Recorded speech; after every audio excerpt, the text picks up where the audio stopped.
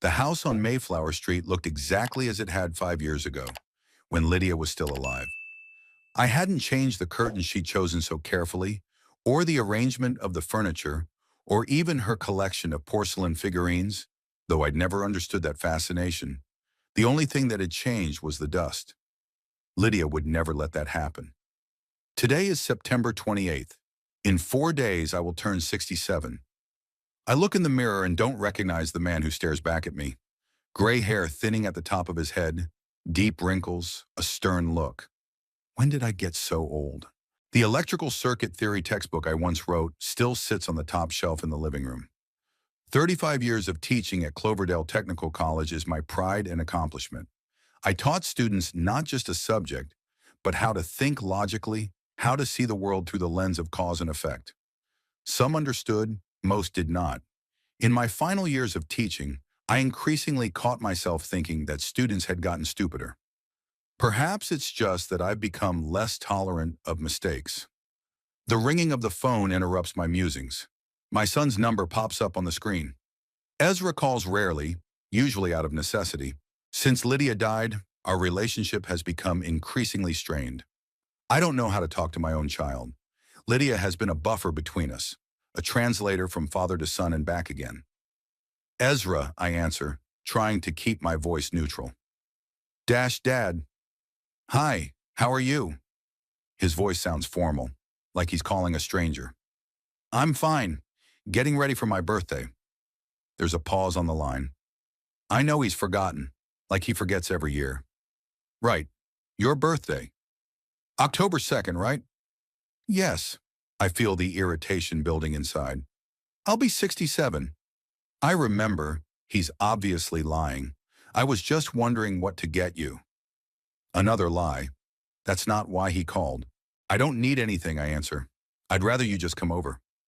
With Priya, I force myself to say my sister-in-law's name.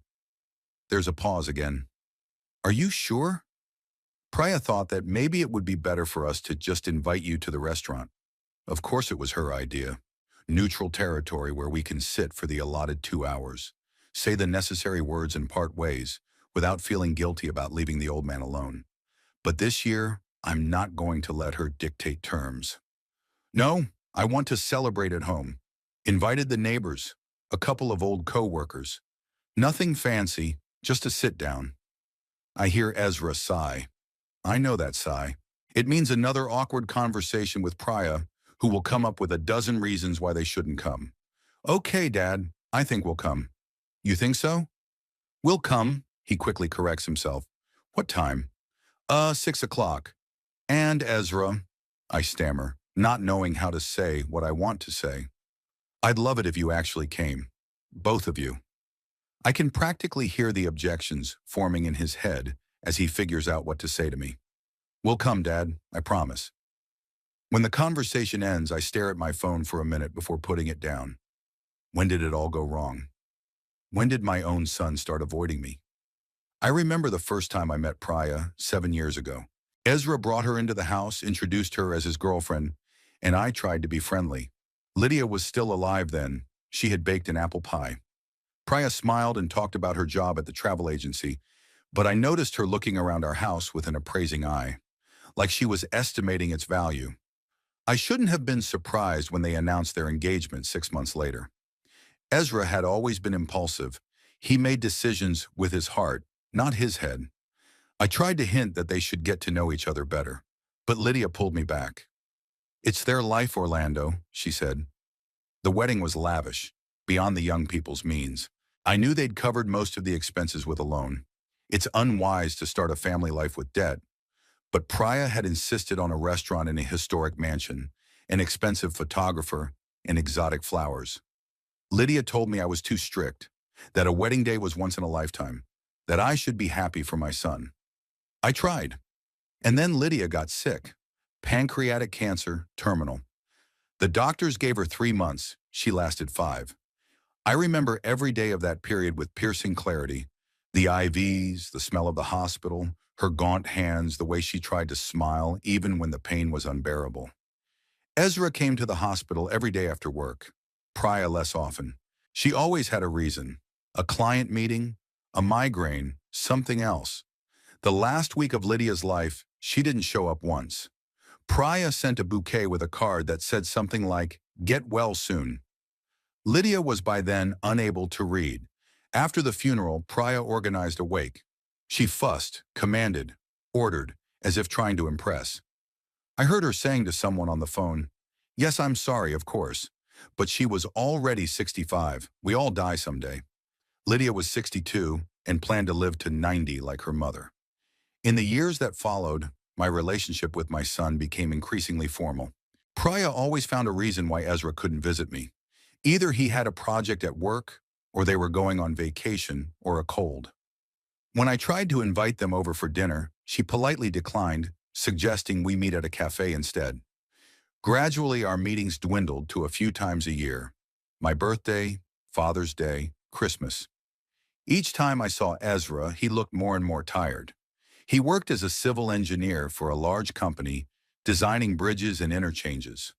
It was a good job, the kind of job he'd dreamed of since he was a kid. But in recent years, he talked more and more about the stress, the pressure, the fact that he couldn't deliver projects on time. Praja was by then no longer working for a travel agency. She called herself a lifestyle consultant, whatever that meant. From what I understood, she blogged online and gave paid advice on home improvement and space organization. Last year for my birthday party, they didn't show up at all. Ezra called an hour before the appointed time and said that Priya had a migraine and he couldn't leave her alone. I sat around the set table all evening with three neighbors who looked at me with ill-concealed pity. No, this time will be different. I'm not going to let them get away with a phone call or a postcard. I pull out of the closet the suit I haven't worn since Lydia's funeral. It's hanging in a bag. I've lost weight over the years. I'll have to buy a new one and order a cake and buy drinks and call old co-workers. The last time I saw them was at a New Year's Eve party at college 2 years ago.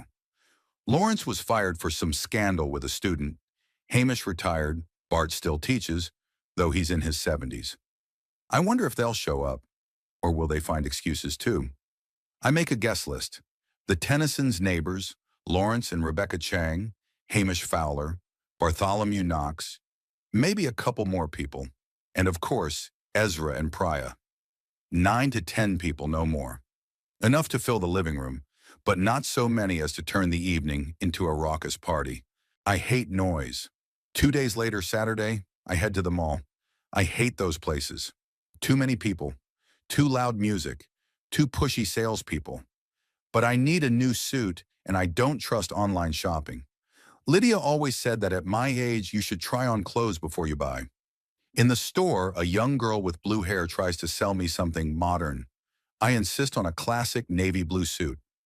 She looks at me with that special kind of patience that the young save for the old. I pay no attention. In the fitting room, I take a long look at myself. The suit fits well, but the man in the mirror looks older than I feel. When did this happen? When did I turn into an old man? In the evening, I call Ezra again. I know I shouldn't do this, that I should give him space, but I can't help myself. I want to make sure he hasn't forgotten that he's really coming. Dad, I can hear the tiredness in his voice. Is something wrong? No, I just wanted to ask if Praja has any food restrictions. That's a lie, of course. I know very well that Praja doesn't eat gluten, lactose, and a dozen other things, not because she's allergic, but because it's trendy. You know she's sensitive to gluten, Ezra says with a note of annoyance. Yeah, of course I do. I just wanted to make sure nothing had changed. There's silence on the line. Then I hear muffled voices. Priya is saying something in the background. Priya's asking if we can come by 7 instead of 6. Ezra says. She has a client meeting that can't be rescheduled. I can feel the anger boiling up inside. It's always the same. Always some excuse. Some last-minute change of plans. I've invited guests over at 6, I said, trying to keep my voice calm. Dad, that's only an hour apart. Okay, I interrupt him. Come by 7. I'll warn the others. I know I won't change anything. Let them come later than everyone else. Let everyone see their disrespect. On my birthday, I wake up early. Outside the window is a gray October sky, drizzling rain. Typical Cloverdale weather for this time of year. I stand under the shower for a long time, then shave carefully, trying not to cut myself. My hands are no longer the same, shaking. The cake is delivered at 2 o'clock, chocolate, just the way Lydia liked it. I ordered it from the same pastry shop where we always bought cakes for family celebrations. The saleswoman didn't recognize me. She must be new. By 5 o'clock, I set the table. It's nothing fancy. Cuts, salads, baked chicken. One gluten-free, dairy-free salad, just for Priya. I set the glasses down, set out the flatware, arranged the chairs. Everything has to be perfect. At 5:30, the first guests arrive. The Tennyson's neighbors. Gloria Tennyson brings a homemade pie, even though I've asked for no gifts. Her husband Stuart awkwardly shakes my hand and hands me a bottle of whiskey. They sit down on the couch and start talking about their trip to Florida to see their daughter. I nod and pretend to listen. By 6, the others are pulling up. Lawrence Chang has come without his wife. Divorced, he informs me in a whisper. Hamish Fowler is still as loud and boisterous as ever, though I notice that he's lost a lot in recent years.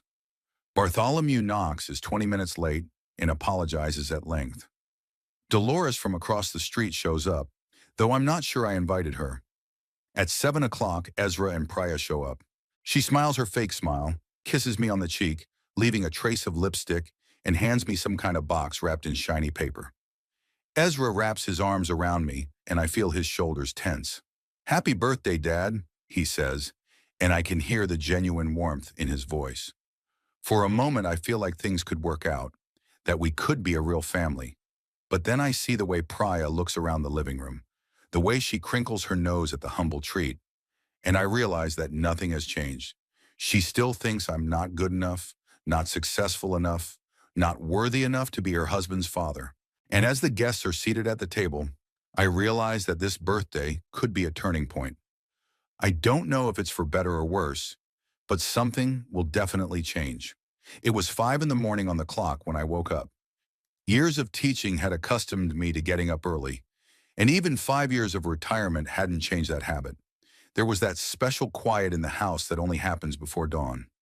For the first few minutes after waking up, I always turn to the right side of the bed out of habit, expecting to see Lydia. And every time reality hits me in the butt. She's gone.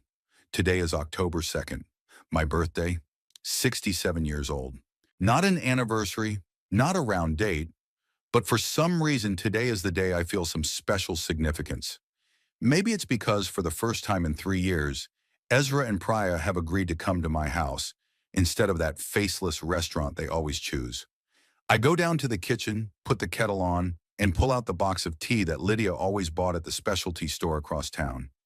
This ritual helps me feel her presence.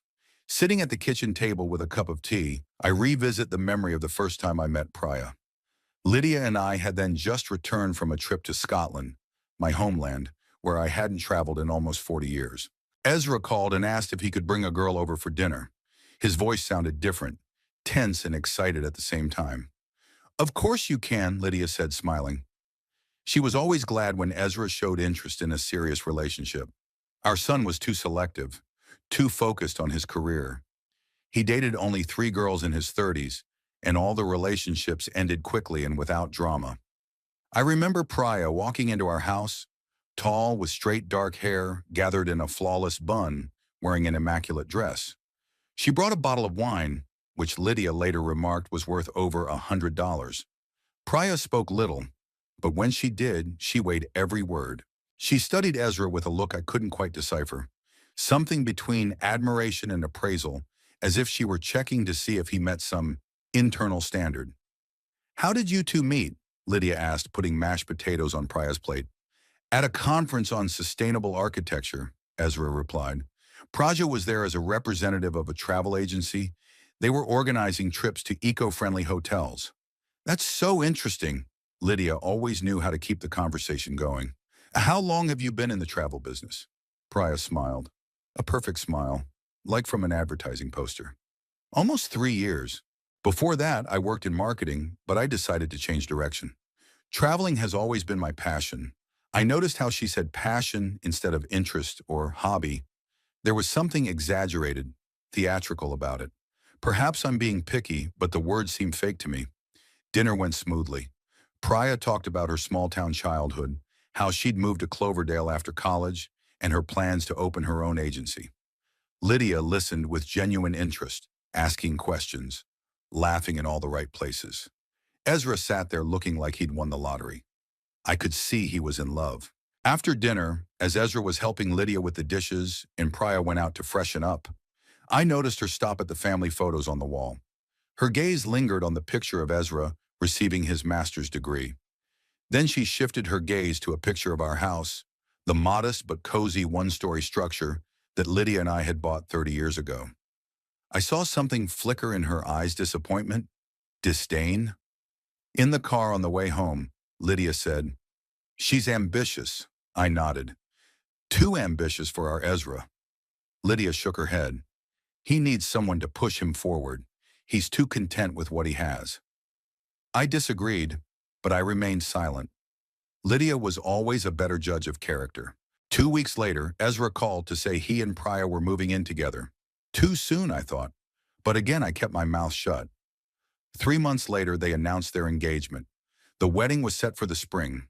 Planning the wedding showed the real Priya. She insisted on a ceremony at the historic Riverview Mansion, the most expensive place in Cloverdale. When Ezra cautiously remarked that it might be too overpriced, she gave him a look that he didn't bring it up again. I knew they'd taken out a loan to pay for the wedding. Unreasonable, but what could I say? Ezra was a grown man. Lydia was helping with the arrangements, but Priya politely declined most of her offers. "Thanks, but we've already decided," or "That's very nice, but not really our style," was what my wife heard in response to her ideas. I could see Lydia getting ticked off by this, although she never complained. The wedding went perfectly, at least outwardly. Priya shone in a dress that I later learned that cost like a used car. Ezra looked happy, though a little stunned by everything that was going on. There were about 200 guests, most of them friends and colleagues of Priya. Our side was modestly represented: a few of my college colleagues, a couple of old family friends, and Lydia's cousin from Portland. At the wedding, I met Priya's parents for the first time, prim people who kept to themselves and seemed to look down on everyone. Her father, who owned a chain of dry cleaners, spent most of the evening at the bar. Her mother, with perfect styling and an icy smile, kept adjusting her designer dress. "Ezra is a civil engineer. It's a good profession," she told Lydia in a tone that implied otherwise. While dancing, I noticed Praha whisper something to Ezra, and he immediately changed his direction, leading her away from the group of my coworkers. A small observation, but it stuck in my mind. After the wedding, the newlyweds bought a house in a new neighborhood on the outskirts of Cloverdale. Too big and expensive for 2 people, but Praja insisted. "We're planning a family," she explained, though I knew Ezra wanted to wait with children until his career was more stable. For the first year of their marriage, we saw each other quite often. Sunday lunches, holidays, sometimes just spontaneous visits. But gradually the meetings became less and less frequent. Priya always found a reason. They were renovating the living room, or they had company, or she wasn't feeling well. Ezra would call, apologize, promise to come back the next week, but the next week turned into the next month and then into the next year. And then Lydia got sick and everything changed completely. Pancreatic cancer was a merciless diagnosis. I remember sitting in Dr. Ramirez's office, and he talked about stages, about treatments, about timelines. Lydia listened with the same quiet attention with which she had once listened to me talk about complex electrical circuits. I couldn't utter a word. We called Ezra right after the appointment. He arrived an hour later, pale and confused. Praja was with him, in an immaculate suit, with an expression of sympathy on her face that didn't reach her eyes. "What can we do?" Ezra asked, holding his mother's hand. "Just be there for him," Lydia replied.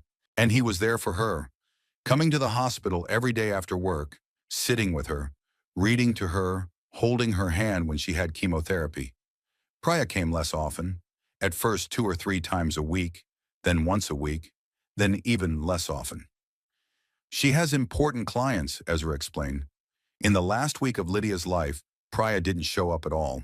She sent a huge bouquet of roses with a card that said, "Get well soon," as if Lydia had a cold rather than dying of cancer. At the funeral, Priya took on the role of hostess, organizing the wake, ordering where to put the flowers and where to place the chairs.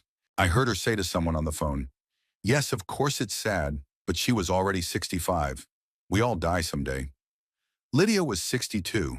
I wanted to tell Priya everything I thought about her, but I didn't want to make a scene at my wife's funeral. After Lydia died, Ezra came every week, sometimes staying overnight. We would sit in silence, sometimes talking about Mom, sometimes just watching old movies she loved. But gradually his visits became less frequent. Praja would call him in the middle of our meetings and he would rush home, apologizing and promising to come back tomorrow. Tomorrow turned into the next week, then the next month. I knew there was some conflict going on between them because of me. One day I overheard them talking when Ezra thought I was sleeping upstairs.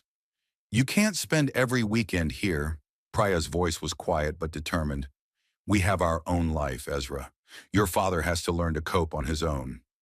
"He just lost his mom," Ezra replied. "He needs support." "It's been 4 months. You can't be his emotional support forever. It's not healthy. He's my father. And I'm your wife. When was the last time you spent a weekend with me? When was the last time we went out? All our plans are canceled because your father can't spend the evening alone." I shut the door, not wanting to hear any more. But from that day on, Ezra came less often. First once every 2 weeks, then once a month, and then only on holidays and special occasions. Meanwhile, Praja had quit her job at the travel agency and started a blog about lifestyle, whatever that meant. She called herself a lifestyle consultant and apparently made money from social media advertising. Ezra never talked about her earnings, but I noticed signs of financial strain. He stopped mentioning traveling, started driving an old car even though he used to change it every 3 years. One day I offered to help them financially. I had a small savings, but Ezra abruptly declined, clearly hurt. "We're doing fine, Dad," he said then. "Ashwari, it's just not a good time to be spending too much." I didn't insist, but I noticed him glancing nervously at his watch as we talked, like he was afraid he'd be late for something. Or someone. Last year for my birthday party, they didn't show up at all. Ezra had called an hour before the appointed time and said that Priya had a terrible migraine and he couldn't leave her alone. I pretended to understand, though inside I was seething with resentment and anger. The Tennyson neighbors I had invited looked at me with undisguised pity when I explained my son's absence. But this year would be different. I decided this as I wandered the mall looking for a new suit. 67 years isn't a long time. I still have time to mend my relationship with my son, to bring him back into my life. And if that requires putting up with Priya, well, I'm ready. The day before the party, I called all the guests to confirm their arrival. Hamish Fowler, my old colleague from the electrical engineering department, promised to bring a nice bottle of scotch. Bartholomew Knox, still teaching despite his 72 years, said he'd bring a new girlfriend if I didn't mind. I didn't mind. The Tennyson neighbors confirmed their coming, as did Lawrence Chang, who had recently divorced his wife Rebecca after 30 years of marriage. Lydia would say it's sad. I think it's just life. The most difficult call was, of course, the call to Ezra. I was as nervous as a teenager before a first date. What would I say if they refused to show up again? How would I explain their absence to my guests this time? "Hey, Dad?" Ezra's voice sounded strained. "Is something wrong?" "No, I just wanted to confirm that you're coming tomorrow." Pause. I heard Priya's voice in the background, something indistinct. "Yes, of course we'll be there," Ezra finally said. "By 6, right?" "Yeah, 6. That's great. Listen, I gotta run. The meeting's in 5 minutes. I'll see you tomorrow, okay?" He hung up without waiting for my answer. I sat with the phone in my hand, feeling a strange mixture of relief and anxiety. They would come. But what if the evening went as tense as all our previous meetings? What if Priya is back to glancing at her watch every 5 minutes, clearly demonstrating that she's bored and wants to leave? What if Ezra would once again sit there with that look on his face that had appeared on his face in my presence in recent years, a mixture of guilt, irritation, and fatigue? I pushed those thoughts away and went back to preparing. I ordered a cake from the pastry shop where Lydia always bought cakes for family parties. The saleswoman didn't recognize me, even though I'd gone there dozens of times with my wife. Or maybe she pretended not to recognize me. The evening before my birthday, I sat in the living room for a long time, looking at family photos. Ezra at 5 on the playground, Ezra at 12 receiving an award at the school science fair, Ezra at 18 before leaving for college. And in each photo, Lydia and I are by his side, proud, happy, full of hope for his future. We couldn't have imagined then that that future wouldn't include us, that Lydia would be gone so soon, and I would be sitting in an empty house looking at old photos and expecting my son to remember I existed at least on his birthday. In the morning, I got up early, showered, and put on my new suit. It fit well, but I felt awkward, too formal for a house party. What would the guests think? That I was taking my birthday too seriously? But the suit had been purchased, and I decided to wear it. The cake delivery was scheduled for 2 hours. While I waited, I arranged the chairs in the living room, dusted the bookshelves, checked to make sure the glasses were clean enough. Lydia always said I was too picky about these things, but I couldn't help it. Order helped me feel in control when everything else seemed chaotic. The cake arrived on time, chocolate, just the way Lydia liked it. I put it in the fridge and continued to prepare. Salads, dressing, baked chicken, a separate gluten-free salad for Priya, though I doubted her sensitivity was anything more than a fashion fad. By 5 o'clock, everything was ready. The table was set, the drinks were chilled, and the cake was waiting in the fridge. I sat in a chair by the window watching the street, waiting for the first guest and thinking that tonight could be a turning point in my relationship with my son. Perhaps seeing me among friends in a party setting, Ezra would remember what I was like before Lydia died. Maybe even Priya will see me not just as a burden, but as a man with a life and interests of his own. Maybe today would be the day something changed. At 5:30, the Tennyson's car pulled up. I squared my shoulders and went to open the door, ready to start this evening with a smile and optimism. Today is my birthday. Tonight I won't be the lonely old man the neighbors pity. Tonight I will be a father, a friend, a homeowner, hosting guests. And maybe, just for one evening, I will feel like part of a family again. By 6 p.m., the living room of my house was filled with people. The Tennysons were sitting on the couch, Gloria gesticulating vigorously about a recent trip to Florida. Hamish Fowler sat in a chair by the fireplace with a glass of scotch, laughing loudly at his own jokes. Bartholomew Knox was introducing his new friend Evelyn, a short woman with short gray hair and lively eyes. Lawrence Chang stood by the bookshelf, looking at my collection of technical literature. In the corner, with a plate of slices, sat Dolores from across the street, a woman who knew all the neighborhood gossip and wasn't shy about sharing it. I walked between the guests, keeping the conversation going, pouring drinks, trying to be a cordial host. But I kept glancing at my watch. 6:15, 6:30, almost 7. Ezra and Priya were still gone. "Is your son running late?" Lawrence asked, taking his eyes off the wiring diagram book he was leafing through. "Should be here any minute," I answered, trying to keep my voice casual. Priya had some kind of important meeting. Lawrence nodded, but in his gaze I saw the same sympathy I'd seen in the eyes of everyone who knew about my complicated relationship with my son and daughter-in-law. At 7:05, the doorbell rang. I felt my pulse quicken. It was strange to be nervous about my own son coming in, but I couldn't help it. I opened the door and saw them, Ezra in a dark blue suit and Praja in an ivory dress, perfectly styled and made up, as if she were going to a social gathering rather than a family dinner. In her hands, she held a small box wrapped in shiny paper with an elaborate bow. "Happy birthday, Dad." Ezra hugged me, and for a moment I smelled the familiar scent of his cologne, and something else, elusive, the smell of home, of family, of closeness. "Orlando." Priya leaned over and nuzzled the air next to my cheek. "Happy birthday." "Thanks for coming," I said, stepping back to let them inside. "Everyone is already here." Priya walked into the living room, looking around at those present with an appraising gaze. I noticed her gaze lingering on Dolores's modest clothes, on the worn elbows of Hamish's jacket, on Evelyn's simple dress. A slight grimace touched her lips, but it was quickly replaced by a rehearsed smile. "What a home party," she said, stretching the words. Ezra threw her a warning glance and made his way over to Hamish, his former teacher. They shook hands and Ezra smiled genuinely as he listened to the old man's joke. For a moment I saw the old Ezra open, friendly, unshackled by the constant tension that had accompanied him in recent years. Priya, meanwhile, put the box on the table with the gifts and joined the group of guests. She spoke little, but when she did, everyone listened.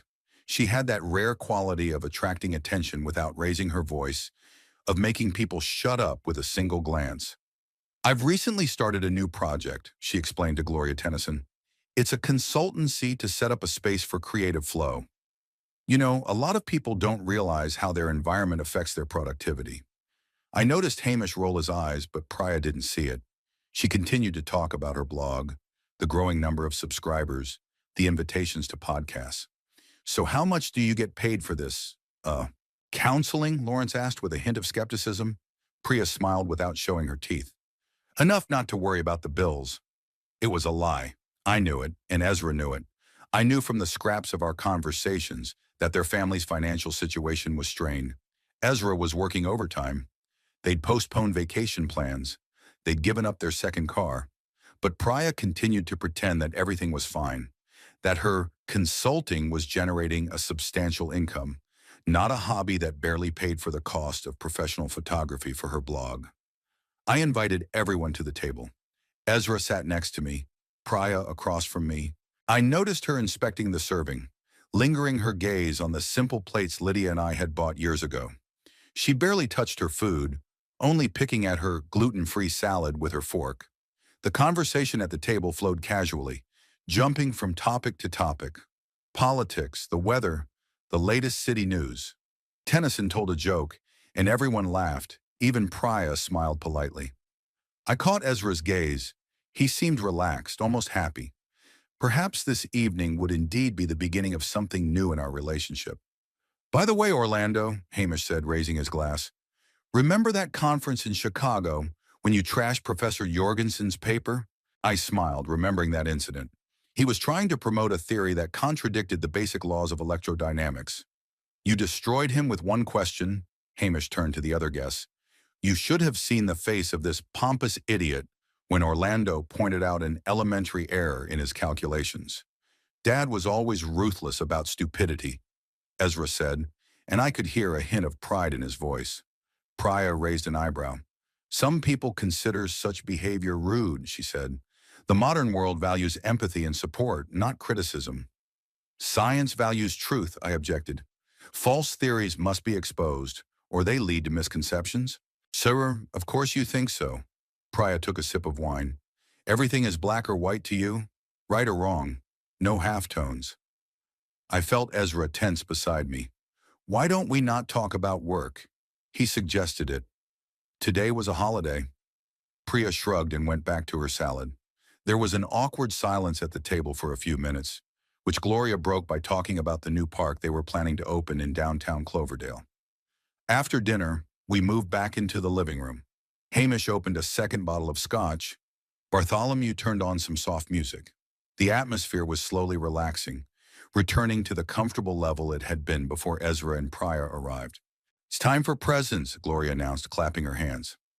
I started to push back, saying it wasn't necessary, but the guests insisted. One by one, they handed me their gifts. A bottle of whiskey from the Tennysons, a rare book on the history of electrical engineering from Hamish, a warm scarf knitted by Evelyn, a gift certificate to the bookstore from Lawrence, a jar of homemade jam from Dolores. Simple but sincere gifts from people who had known me for years. Ezra handed me a small package. It's from me, he said. I hope you like it. I unwrapped the paper and found an antique mechanical watch. I recognized it immediately. It had been my father's, and I'd given it to him for restoration years ago, but I'd never taken it out of the shop. I found the receipt by accident when I was helping to sort through some old papers, Ezra explained. I thought you'd be glad to have it back. I was touched. Ezra remembered how much that watch meant to me, how I told stories about my father who wore it every day. Thank you. I squeezed his shoulder, finding no other words. Ezra smiled, and for a moment we were close again, like we used to be. And now my gift. Priya rose from her seat and picked up a shiny box from the dresser. I had been thinking for a long time what to give to a man who already has everything. Something in her tone made me wary. A tension hung in the air like a thunderstorm. Praja handed me the box with a wide smile that didn't affect her eyes. Open it, she said. and there was a note of anticipation in her voice that I didn't like. I slowly untied the tape, removed the lid, and peered inside. The box was empty. For a moment, I thought it was some kind of mistake. Maybe the gift had fallen out. Maybe it was a package for something to be given later. I don't understand, I said, raising my eyes to Priya. She laughed a high, harsh laugh that sounded unnaturally loud in the hushed room. It's the perfect gift, she said, looking me straight in the eye. An empty box for an empty man. You're just as empty as that box. There was dead silence in the room. I saw the shocked faces of the guests, Gloria's open mouth, Hamish's frowning eyebrows, Ezra's confused look. Priya, Ezra whispered. What are you doing? But she didn't stop. For years you've been pretending to be an intellectual, a great scholar, she continued, her voice growing louder. In reality, you are just an embittered old man who is manipulating your son, making him feel guilty, destroying our family. Priya, that's enough. Ezra stood up, his face pale. Are you drunk? What's gotten into you? I'm telling the truth, she turned to the guests. You all know it. You see how lonely he is, how desperately he clings to his son, how he tries to come between us. Poor, pathetic old man. I sat there clutching the empty box tightly. Something inside me shivered, collapsed.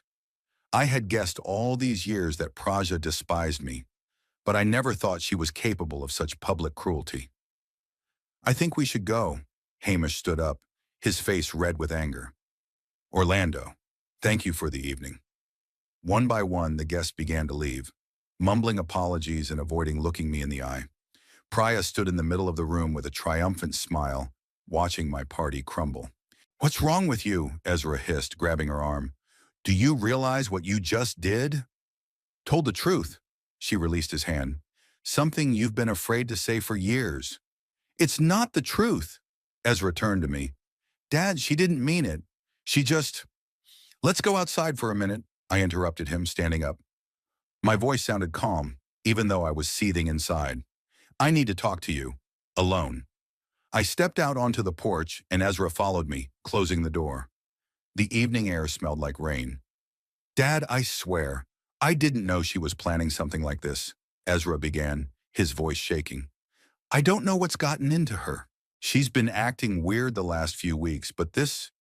You have to get her out of here, I said quietly. Now. But the party's over, Ezra. Get her out of here before I say something we both regret. He nodded, his shoulders slumping. I'll call you tomorrow. We'll talk. I'll make her apologize. There's no need. I looked over his head at the dark sky. Just go. Ezra hugged me awkwardly and walked back into the house. A few minutes later, they came out. Ezra with a guilty look, Praja with her head defiantly raised. They got into the car and drove off without looking back. I went back into the house. The living room was empty, with only unfinished glasses and plates of leftover food to remind me that there had been a party here recently. There was an empty box on the table, Priya's gift. I picked it up and crumpled it slowly, feeling the paper resist my fingers. Then I tossed it into the trash can and sat back in my chair, staring into the void. The humiliation stung from the inside out. I imagined the guests discussing what had happened, the neighbors whispering, the rumors spreading through Little Cloverdale, a poor, pathetic old man publicly humiliated by his own daughter-in-law. Number, I won't let that happen. I will not be the one to be pitied. I don't know how long I spent in the chair, but when I got up, it was well past midnight. The house was silent, only the ticking of the old clock breaking the silence. I walked over to the computer that stood in the corner of the living room, an ancient desktop computer that I rarely used. Turning it on, I opened the browser and typed Priya's name into the search box. I knew she was active on her blog and social media. Maybe I'd find something there that would help me understand why she'd made this scene today. The search results showed her professional website, a few social media accounts, and mentions on local event sites. Nothing unusual or compromising. I was about to shut down my computer when I remembered something. A few months ago, Ezra had come by with a laptop to show me pictures from some work conference. He left the laptop in the guest room while we had dinner, and I saw it automatically connect to my Wi-Fi. Perhaps, I opened the router settings and checked the list of connected devices. Yes, Ezra's laptop was still in the list of saved devices. That meant that the next time he brought it into my house, the computer would automatically connect to the network. And if I set it up to intercept traffic, I stopped. What am I doing? Planning to spy on my own son. It's unethical, maybe even illegal. But the image of Priya standing in the middle of my living room and calling me a wastrel came before my eyes again. The humiliation I had suffered, the pain she had deliberately inflicted on me on my birthday in front of my friends. No, that's not spying. It's self-defense. I have a right to know why she hates me so much, why she's trying to destroy my relationship with my son. I spent hours setting up a system that would allow me to access my browser history, email, and files on Ezra's laptop when it's connected to my network. I'm not a hacker, but I'd gained a fair amount of knowledge from years of teaching computer systems at a technical college. Finished, I shut down the computer and went upstairs. It was already getting light. I went to bed, but I couldn't sleep. My mind was reeling with Priya's words, the faces of the shocked guests, Ezra's confused expression. A pacifier. She called me a pacifier. I had spent my entire life devoted to science, to teaching, to raising my son. I was a respected member of the community, author of a textbook still used in colleges today. And this woman who has created nothing, taught nothing, who parasitizes my son's earnings, dares to call me nothing? No, I will not let it go unpunished. For the first time in a long time, I felt a surge of energy, a determination to act. Priya doesn't know who she's messing with. She thinks I'm a harmless old man who can be humiliated without consequences. She'll soon find out how wrong she was. In the morning, I was awakened by the phone ringing. It was Ezra. Dad, his voice sounded strained. I need to see you. To talk about yesterday. Come over, I said calmly. I'll be waiting. I will come alone, he added after a pause. Priya. She is not feeling well. Of course, I smiled into the receiver. Come when you can. I have the whole day free. I hung up the phone and looked out the window. The sun was rising over the rooftops, promising a clear day. I felt strangely calm. A plan was already forming in my head. Ezra would be coming. Probably with a laptop, he often takes it with him to show me something or work if he's running late. The laptop will connect to my network and I'll have access to its contents. And there's bound to be something there that will help me understand what's going on between him and Priya. And maybe something I can use. Revenge is a dish served cold. My ex-mother-in-law loved to repeat that phrase. Well, it was time to put it to the test. Ezra arrived 2 hours after the call.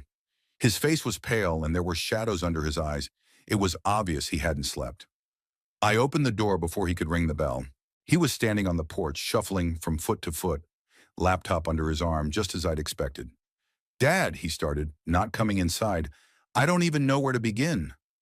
Come on in. I stepped back, letting him in. Do you want coffee? Ezra nodded and walked into the living room. I noticed his gaze sliding around the room, lingering on the remnants of last night's feast that I hadn't had time to clean up, the crumpled napkins, the unfinished glasses, the crumpled wrapping paper. I'll clean it up, he said, setting the laptop on the coffee table. Here, let me help. Later. I waved my hand and headed for the kitchen. Coffee first. Ezra sat down on the couch and opened the laptop. I furtively glanced at the router screen blinking in the corner of the room. A small green light confirmed that Ezra's device had connected to the network. The trap had slammed shut. I returned with 2 cups of coffee and sat down in the chair across from my son. We were silent for a while, taking small sips and avoiding looking at each other. She didn't want to, Ezra finally said. I mean, she wanted to, but not like that. It was supposed to be a joke. A joke, I repeated, trying to keep my voice steady. A stupid, inappropriate joke. Ezra ran a hand through his hair. She hadn't thought about how it would sound. She wanted to say that the box was empty because the real gift was a trip. She'd booked you a tour to Scotland, the home of your ancestors. But something went wrong at the last minute. The reservation was canceled, and she panicked. I stared at my son, noting the way he avoided my gaze, the way he tapped his fingers nervously on his knee. Ezra had never been good at lying. Is that why she called me a pacifier? I asked calmly. Because of the canceled armor? Ezra sighed, his shoulders slumping. No, it was cruel and unforgivable. She, she drank a lot before she came over. We had a fight. I wanted to cancel, but she insisted. Said it was fine. Obviously it wasn't. What did you two fight about?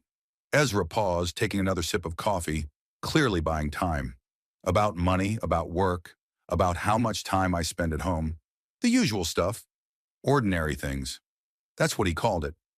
Problems that were slowly destroying his marriage, his happiness, his relationship with me. She's jealous of me, I said bluntly. Ezra looked up. She thinks you're too dependent on my opinion, he admitted, that I let you influence our family decisions. Do you? No, he almost shouted it. No, I make my own decisions. I always have. But she sees ghosts where there are none. I nodded, pretending to accept his explanation. Inside me, a plan was forming. While Ezra was here, my program would collect data from his laptop emails, browser history, files. Soon I'll know the truth about Priya, about their relationship, about the reasons she hates me.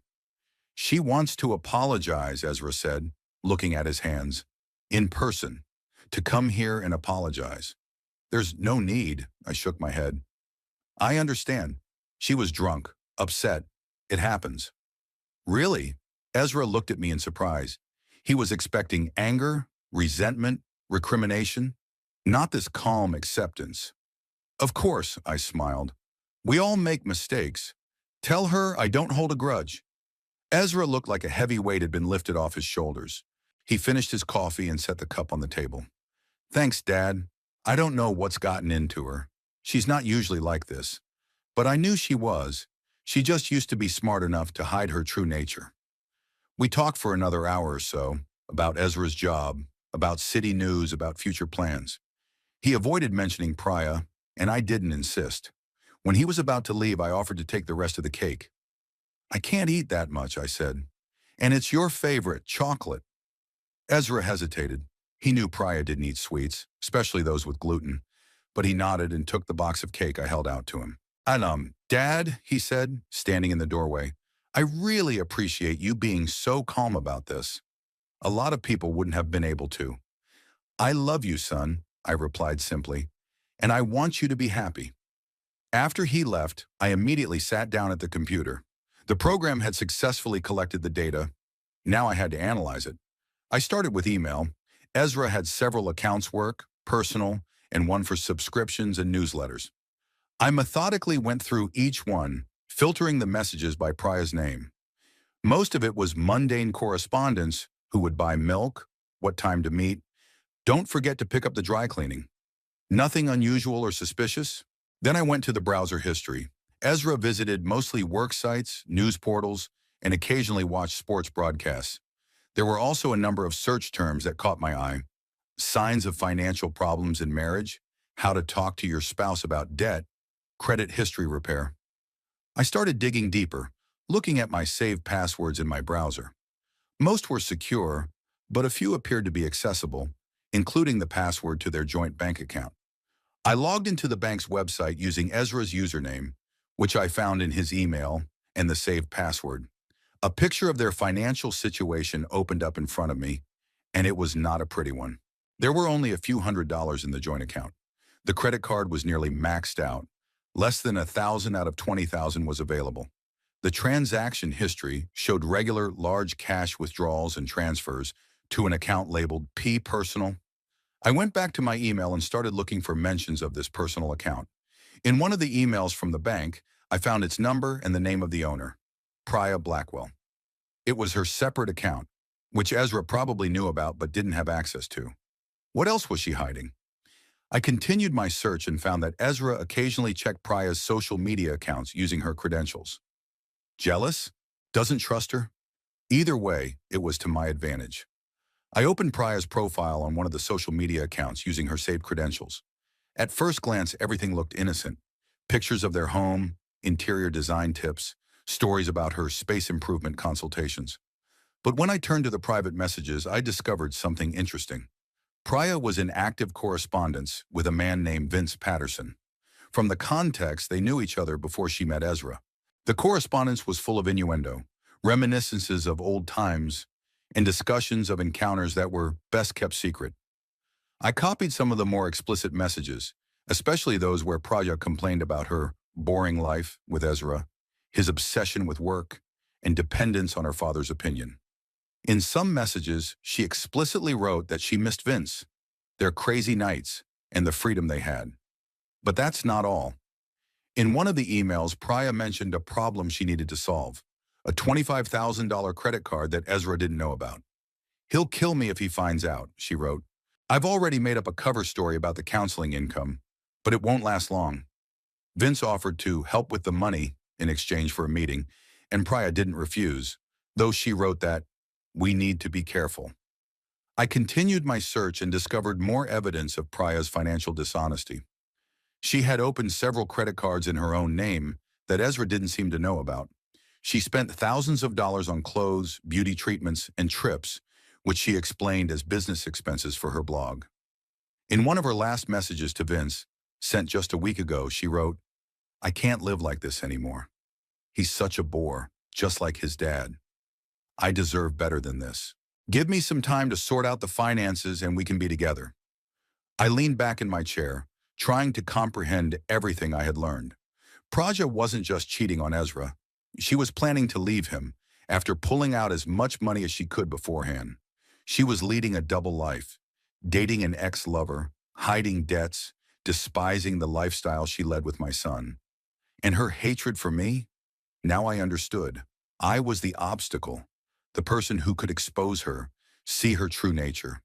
She was afraid I would open Ezra's eyes, and so she tried to isolate him from me, to portray me as a manipulator and a tyrant. Last night's gift wasn't just the cruel antics of a drunken woman. It was a deliberate public humiliation of a man she considered a threat. She wanted to destroy me in her son's eyes so that he wouldn't believe me if I tried to tell him the truth. I started gathering evidence, printing out messages, taking screenshots of bank transactions, copying credit card history.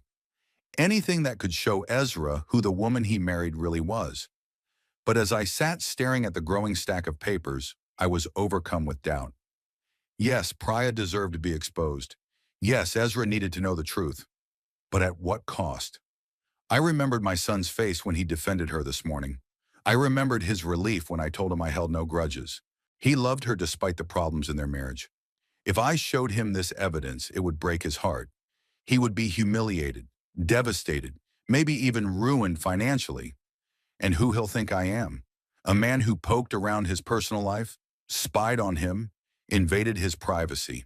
He might not forgive me for this intrusion, even if he recognizes I'm right on the merits. I sat up until deep into the night, torn by conflicting feelings. On the one hand, the desire to protect my son from a woman who was deceiving and using him. On the other, the fear of losing him forever if he saw my actions as interference and manipulation rather than caring. And there was a third side, a pure, burning desire for revenge. Praja had humiliated me at my own birthday party in front of my friends. She had called me a wastrel. Me, a man who had dedicated his life to science and education. She deserved to be punished, deserved to feel the same humiliation I felt. By morning, I had made a decision. I would call Ezra and invite them both to dinner, ostensibly to reconcile. And when they arrive, I'll reveal the whole truth. Let Priya explain his actions in the face of overwhelming evidence. Let her try to extricate herself from the situation. But first, I had to prepare everything thoroughly. I created a folder on my computer where I put all the materials I'd collected, sorting them into categories: financial fraud, correspondence with Vince, escape plans. Then I printed out the most revealing documents and put them in an envelope. I wanted Priya to have no opportunity to deny the obvious. I spent the next 2 days finalizing my plan. I called several guests from my birthday party, Hamish, Lawrence, the Tennysons, and invited them to a reconciliation dinner. All agreed to come, though I could sense a note of awkwardness and pity in their voices. That was what I wanted, to eradicate the feeling that I was a pathetic victim who could be insulted with impunity. I called Ezra and outlined my invitation. Dinner on Saturday, a little company, a chance for Priya to apologize to everyone she'd offended with her joke. Ezra sounded surprised but grateful. He clearly hadn't expected such generosity on my part. Priya will be very happy, as he said. She feels terrible about what happened. I'm sure she does, I replied, keeping the irony out of my voice. On the day of the reconciliation, I prepared myself thoroughly. I ordered food from the restaurant. I didn't want to waste my energy on cooking, and arranged the chairs so that Priya sat in the center of attention, opposite me. I put the envelope with the evidence in the drawer of the living room table so that it would be handy when I needed it. The Tennysons were the first to arrive, followed by Hamish and Lawrence. Everyone was a little tense but tried to act casual. I was pouring wine, making jokes, creating the atmosphere of a friendly evening. At 7 o'clock, Ezra and Priya arrived. She looked as flawless as ever, but I could tell she was nervous, fiddling with her purse strap, smiling too wide, laughing too loud. Orlando, she approached me with her hand outstretched. I'm so grateful for this chance to apologize. My behavior was unforgivable. We all make mistakes, I replied, shaking her hand. The most important thing is to learn from them. Priya nodded, clearly relieved by my friendly tone. Poor thing, she'd thought it was so easy that you could insult a person and then say sorry, and all would be forgotten. Dinner began in a pleasant, albeit a slightly strained atmosphere. The guests discussed the weather, the city news, and the newly opened restaurant. Priya was unusually quiet, entering into conversation only when she was addressed directly. After the main course before dessert, I tapped my fork on my glass, attracting attention. I'd like to say a few words, I began, and everyone fell silent. First, thank you for coming. It's important to me that we can come together after the misunderstanding at my birthday party. Priya lowered her eyes, her cheeks slightly flushed. Priya, I turned to her. Did you want to say something to our guests? She nodded and straightened up, gathering her thoughts.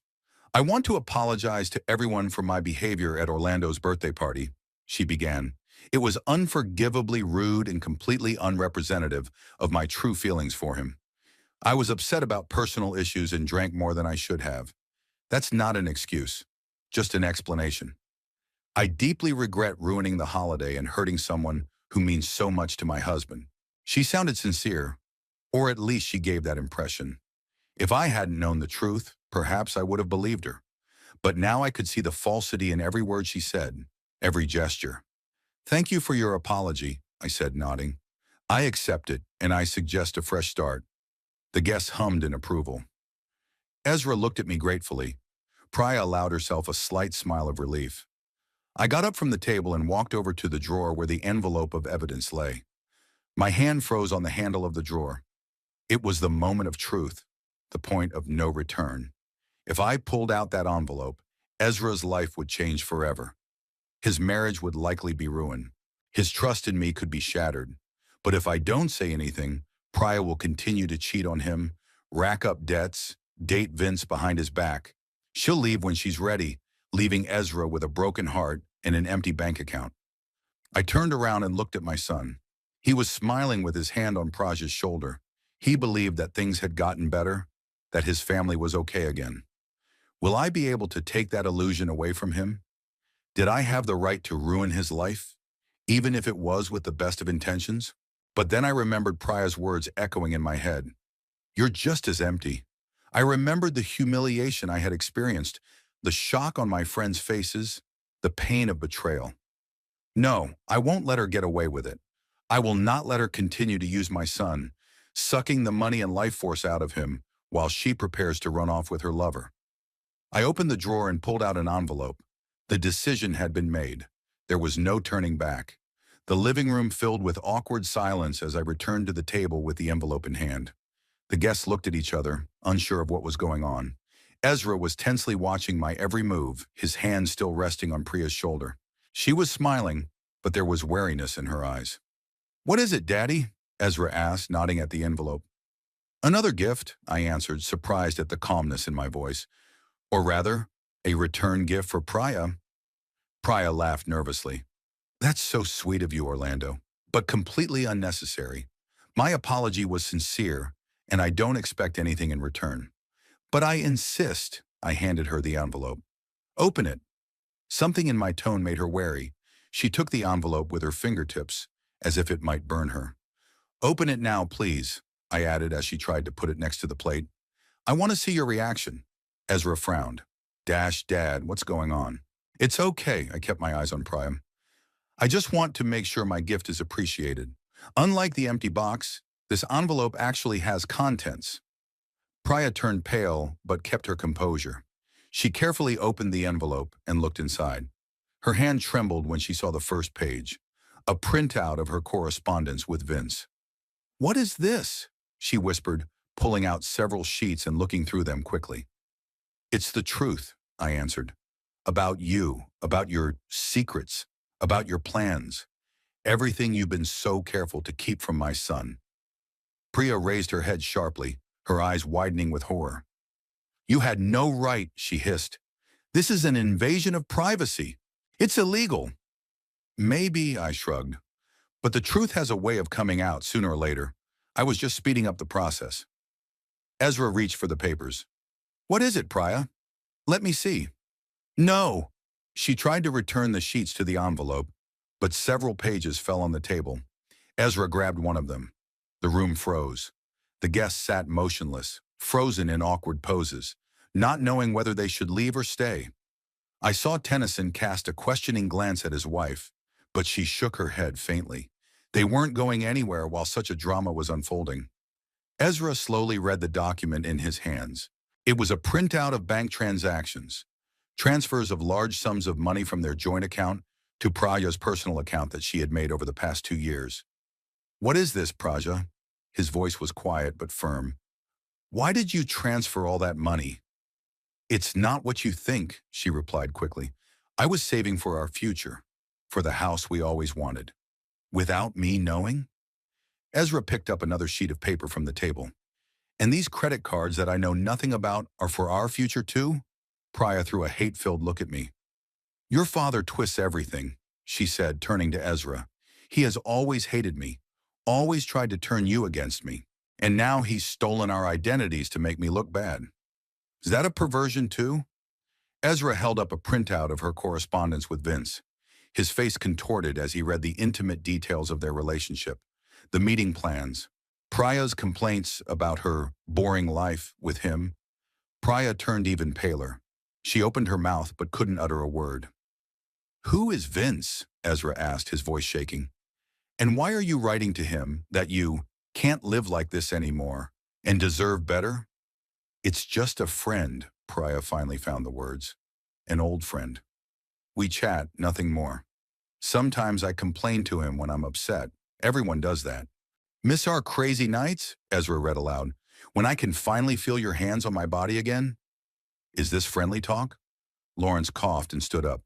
"Perhaps we should leave," he said, turning to the other guests. This is a family affair." "No," I shook my head. "Please, stay.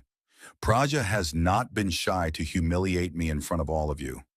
It's only fair that you witness her humiliation too." "You are a monster," Priya whispered, looking at me. "You planned the whole thing, lured us here, pretended to forgive me, and all the while—" "Yes, I planned it," I agreed. "Just like you planned your birthday present for me. The only difference is that your present was based on a lie, and mine was based on the truth."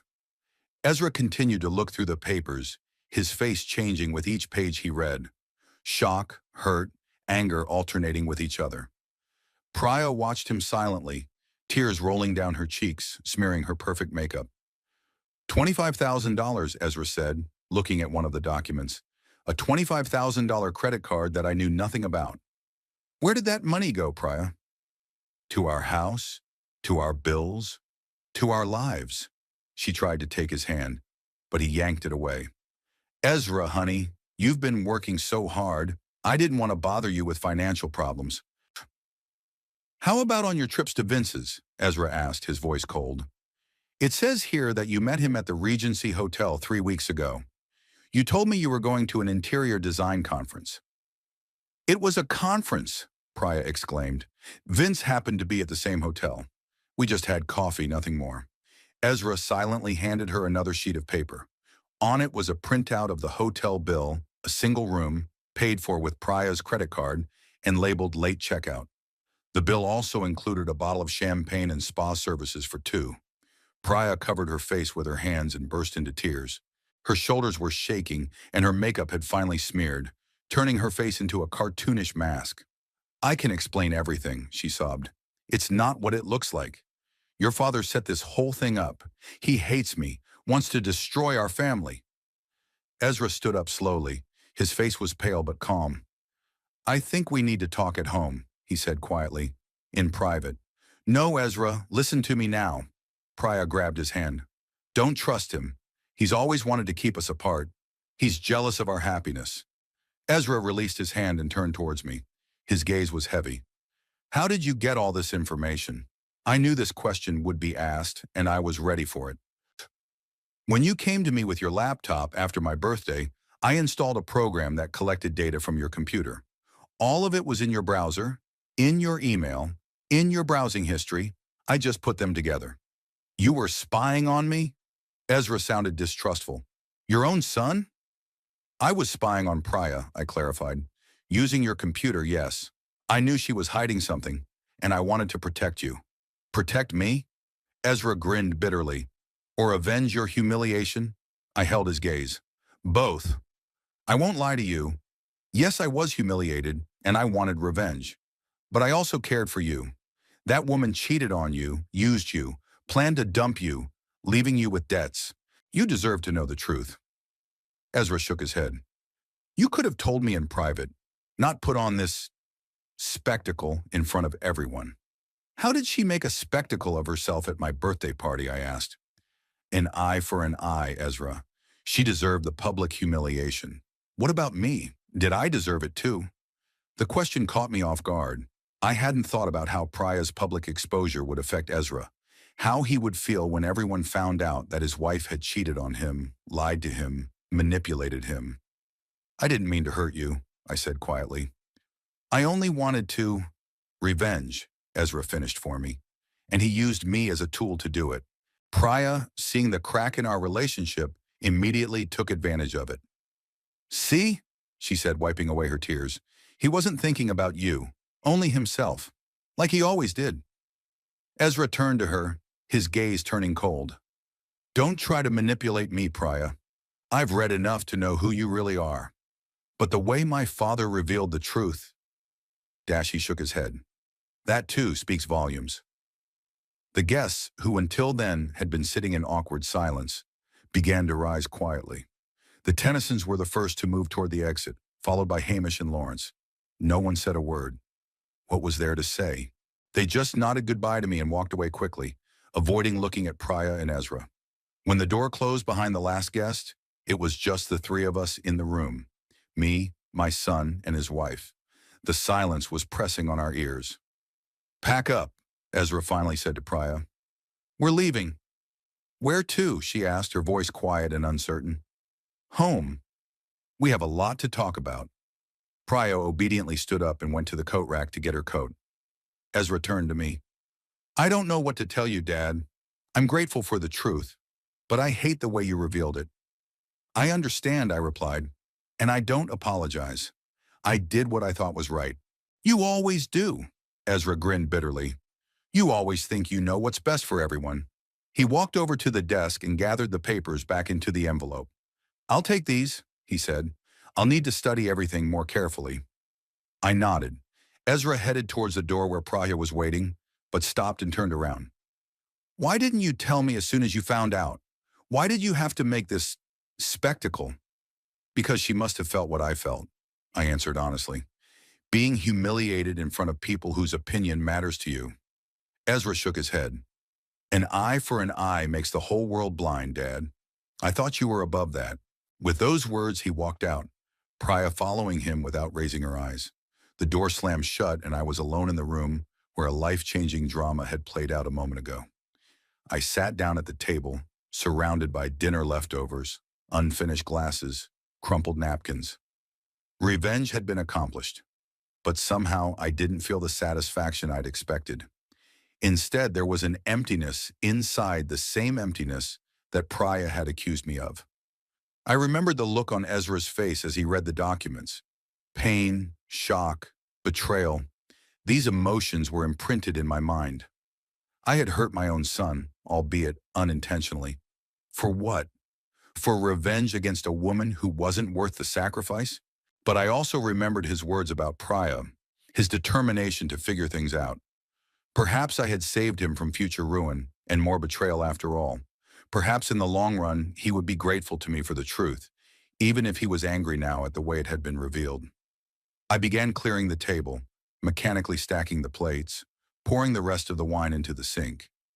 My hands moved automatically while my thoughts wandered far away. I thought about Lydia, about what she would say about what I'd done. Would she have approved of my revenge or condemned it? Would she have protected her son at all costs, or would methods have been more important to her? I didn't know the answers to these questions.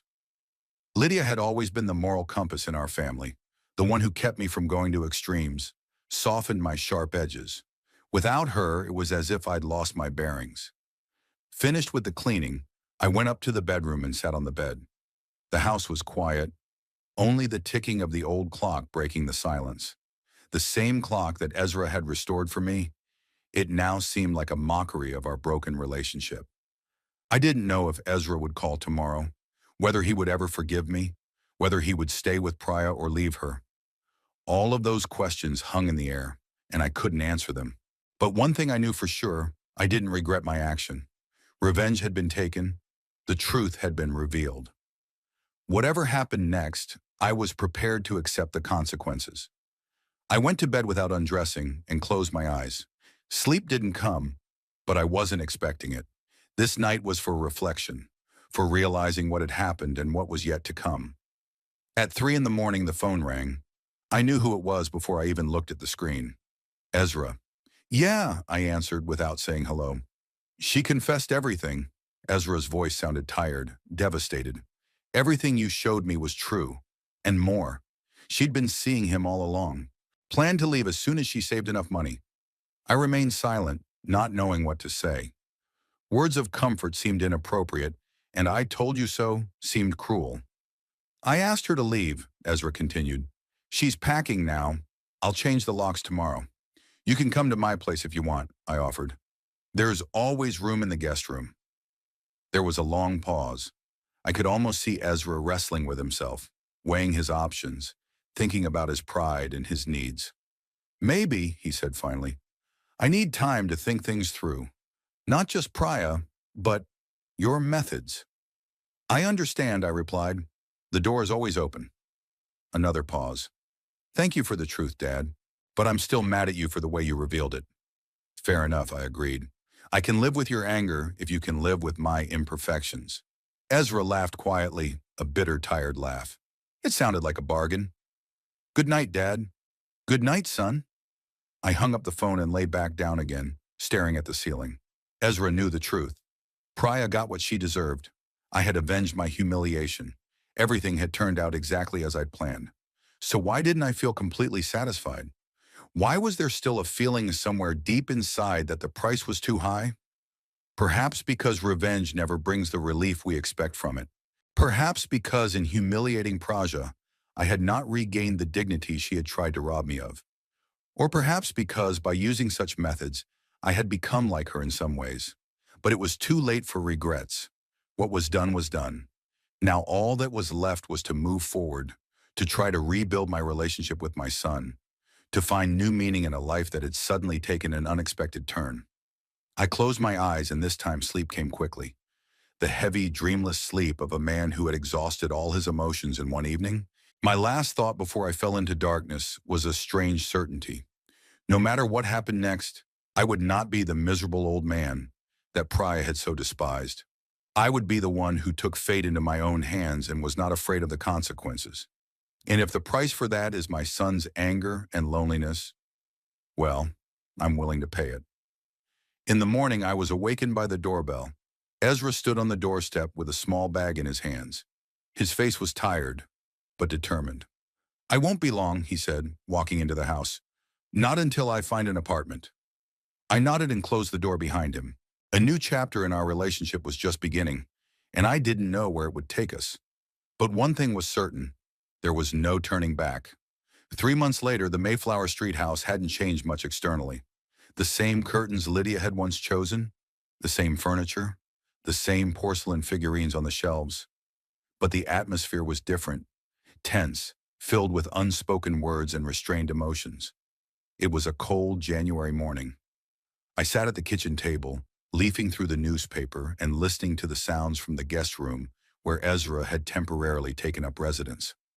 Over the 3 months, we'd established a kind of coexistence ritual. He left for work before I did, came back late, and often brought files with him, sitting up late into the night. We crossed paths mostly in the kitchen, exchanging formal phrases about the weather, news, and everyday trifles. Deeper conversations were avoided by both of us. Ezra and Praja's divorce was in process. After that memorable night when I had exposed her, Priya had tried to come back, coming to the house, calling, writing long messages, apologizing, and promising to change. Ezra was firm in his decision.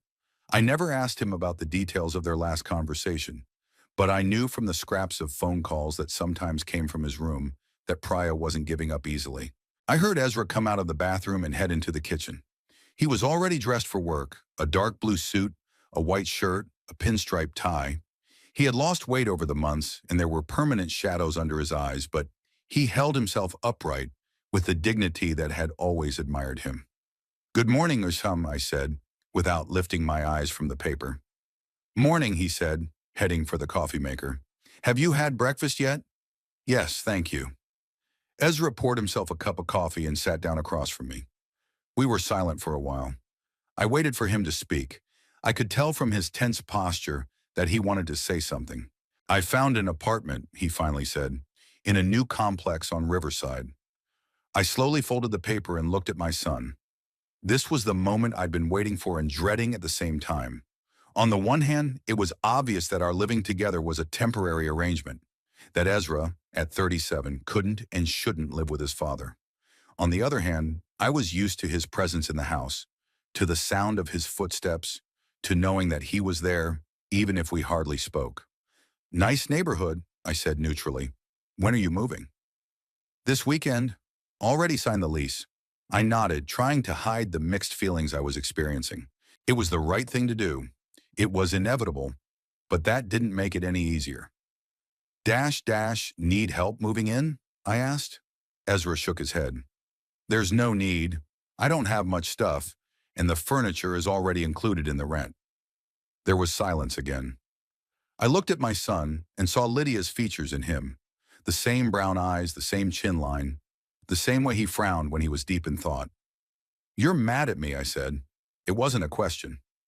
Ezra sighed and set the coffee cup aside. "Yes, Dad, I am angry. You ruined my marriage." "Your marriage was ruined by Priya," I countered. "I just showed you the truth, in a way that humiliated both of us." Ezra looked me straight in the eye. "You could have told me in private, gave me a chance to decide for myself what to do. Instead, you went public, putting me in the position of a cheating husband in front of all your friends."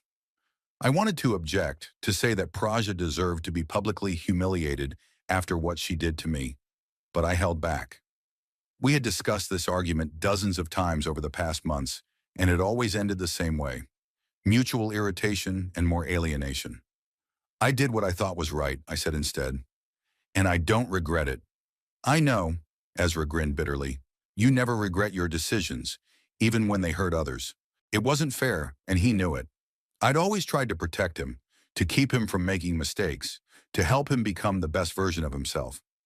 Yes, sometimes my methods were harsh, but the results justified the means.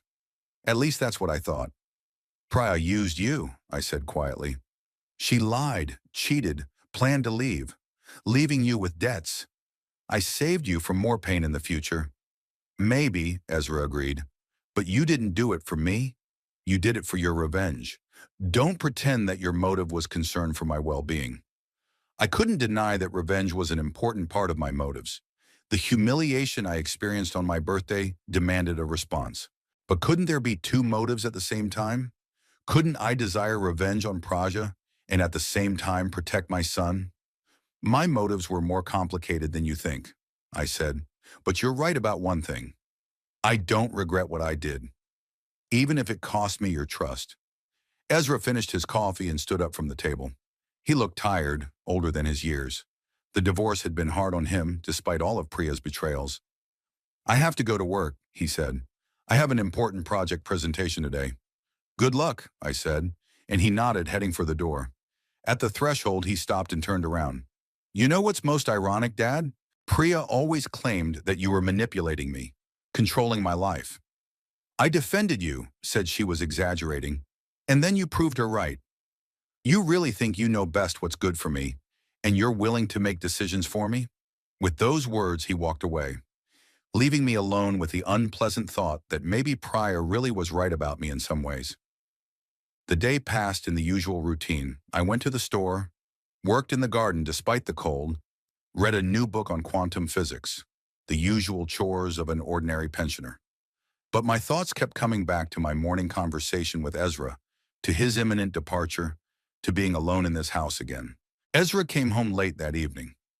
I was just about to go to bed when I heard him enter the house. I could tell by the sound of his footsteps and the way he closed the door that he was in a good mood. The presentation must have been a success.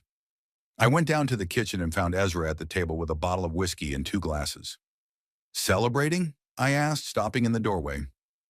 The project was approved, he replied, pouring whiskey into both glasses. Biggest contract of my career. Will you join me? I nodded and sat down across from him. He slid the glass toward me, and I took a sip, feeling the liquid burn my throat. It was good whiskey, expensive. Ezra always had a taste for quality stuff. Congratulations, I said. I always knew you'd succeed. Ezra smiled weakly. Thanks, Dad. We sat in silence and sipping whiskey. It was the most peaceful moment between us in the last 3 months. No tension, no recriminations. Just father and son celebrating professional success together. I saw Priya today, Ezra said suddenly, looking into his glass. She came into the office after the presentation. I tensed but tried not to show it. Why? She said she wanted to congratulate me. She somehow found out about the contract. Ezra twirled the glass in his hands. She looked different, slimmer, dressed simpler. Said she'd gotten a job at a travel agency. A real job, not one of her consulting jobs. I didn't know what to say to that. I wasn't interested in Priya's fate, but I knew it was still a sensitive issue for Ezra. She apologized, he continued. Again. Said she'd changed, that she'd realized her mistakes, that she still loved me. And what did you say? I asked, trying to keep my voice neutral. Ezra lifted his eyes from his glass and looked at me. That it was too late, that some things can't be fixed, no matter how much you want to. I nodded, feeling oddly relieved. Despite his grievances with me, Ezra didn't go back to Priya. He realized that she had indeed betrayed him, that their marriage was over. It wasn't easy, Ezra added. Part of me still loves her, despite everything she's done, or maybe loves the woman I thought she was. I understand, I said, and it was true. After Lydia died, I often thought about our fights, about the moments when I'd been unfair to her, or inconsiderate. How much I would have given to get those moments back and do things differently. But the past can't be changed, and some decisions are irreversible. I'm moving on Saturday, Ezra said, changing the subject. I've already ordered movers. I'd like to help, I insisted. Or at least come see your new apartment. Ezra paused, then nodded. Okay, but let's not do it on moving day. How about Sunday? I'll take you out to lunch when I've settled in a little. That was more than I expected. A small step toward reconciliation, toward a new phase of our relationship. I'd love to, I replied. We finished our whiskey and Ezra stood up. It's late. I'm going to bed. I got up too. Ezra, I began, not quite sure what I wanted to say. I know that my methods have been, not ideal, but I never meant to hurt you. He gave me a long look that was a mixture of tiredness, frustration, and maybe understanding. I know, Dad, but sometimes our intentions don't matter. What matters is what we do and how it affects others. With those words, he walked away, leaving me to ponder his words. Maybe he was right. Maybe all my excuses about protecting my son, about just revenge, were just a way of avoiding responsibility for the pain I had caused. Saturday came faster than I expected. The movers arrived early in the morning, and though I offered to help, Ezra insisted I stay back. I watched from the living room window as they loaded his few belongings into the van. He'd left most of his furniture to Priya in the property division, saying he wanted a fresh start. When the van left, Ezra returned to the house for the last of his belongings. His laptop, his briefcase, the framed photo of Lydia he always kept on his desk. "I think that's it," he said, looking around the guest room, which was empty and featureless again. I nodded, not trusting my voice. A strange sense of déjà vu swept over me, the exact same way Ezra had left for college years ago. I'd stood in the doorway then too, watching him pack the last of his things. Lydia had been by my side then, and we both knew that this was the beginning of his independent life, an important milestone to be embraced with pride, not sadness. Now I was alone, and this departure seemed not the beginning, but the end of something important. "Don't forget about lunch tomorrow," Ezra said, walking over to me. "By 1 o'clock, I'll text you the address." "I'll be there," I promised. "Can I get you anything?" "Not necessary. I'll get everything ready." We stood opposite each other, not knowing how to say goodbye. Should we hug each other? Shake hands? Just nod? Finally, Ezra stepped forward and hugged me awkwardly. I could smell his cologne, feel how strong and yet fragile his body was. My son, my boy, now a grown man who had survived betrayal and pain, but was still standing upright. "See you tomorrow, Dad," he said, stepping back. "See you tomorrow," I replied. I watched him get into his car and drive away, and only when his car disappeared around the corner did I return to the house. The silence descended upon me like a physical presence. The house that had always seemed too big for one person now felt even emptier. I made my way to the guest room where Ezra had been staying these past 3 months. The room was cleaned, the bed made, all of his belongings gone. It was as if he had never been here. I sat on the edge of the bed and allowed myself to do something I hadn't done since Lydia's funeral. I cried. Not loudly, not desperately, just let the tears flow, recognizing the loss I'd caused myself. Because yes, I didn't regret exposing Priya. I had saved Ezra from a future full of lies and betrayal. I had restored my dignity by avenging my public humiliation. But the price was my son's trust, the closeness we could have regained after Lydia's death. I had made my choice and now had to live with its consequences, alone, in a house full of memories and regrets. The next day I arrived at Ezra's new apartment at 1 o'clock sharp. It was a modern studio apartment in a new complex overlooking the river. Bright, spacious, minimally furnished. No trace of the old life, no reminders of Priya. Ezra met me at the door, homemade in jeans and a sweater. He looked rested, almost calm. "Come on in," he said, stepping back. "It's not as spacious as our house, but it's big enough for me." I made my way into the apartment, looking around. Big windows, modern furniture, a few books on the shelves, a laptop on the desk. No personal belongings, no photos except for one, Lydia's, standing framed on the dresser. "Very nice," I said sincerely. "And the view is great."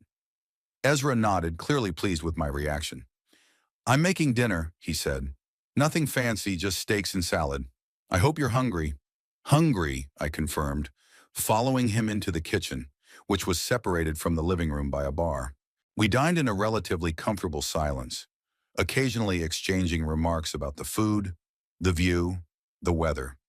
No deep topics, no mention of Priya or what had happened. It was as if we both decided to give ourselves a break, a day without heavy conversations and mutual grievances. After lunch, we moved into the living room with cups of coffee. Ezra sat down across from me, his face serious. "I've been thinking a long time, Dad," he began, "about what happened, about what you did, about my reaction, and I've come to the conclusion that we need time and space." I nodded, waiting for him to continue. "I can't just forget or forgive the way you acted, but I also don't want to completely lose our relationship. You're my father, and no matter what, I love you." "I love you too, Ezra," I said quietly. "More than you can imagine." "I know," he smiled weakly. "That's why I'm offering a compromise. We'll see each other, but less often than before, maybe once a month. No discussion of the past, no recriminations, just father and son trying to find a new way to be a family." It was more than I expected, but less than I'd hoped. Ezra wasn't suggesting a breakup, but distance. Not forgiveness, but a truce. "I agree," I said, "and I appreciate that you're willing to try." Ezra nodded and we continued drinking coffee, discussing neutral topics, his job, my retirement activities, news from the city. When it was time to leave, I felt oddly relieved.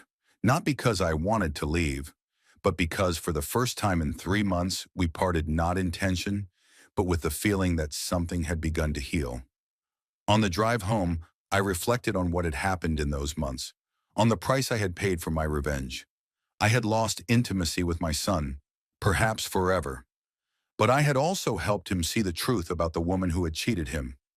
I had regained my dignity, albeit at the cost of Ezra's trust. Was the revenge worth it? I didn't know, but I knew I couldn't have done otherwise. It was in my nature not to let insults go unanswered, to defend my honor at all costs.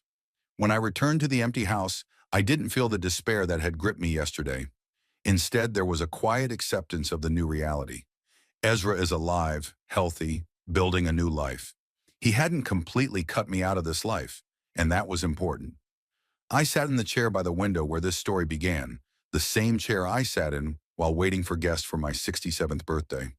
The sun was setting, coloring the sky orange and pink. I thought about Lydia, about what she would say now. Perhaps she would be disappointed in my methods, but she would understand my motives.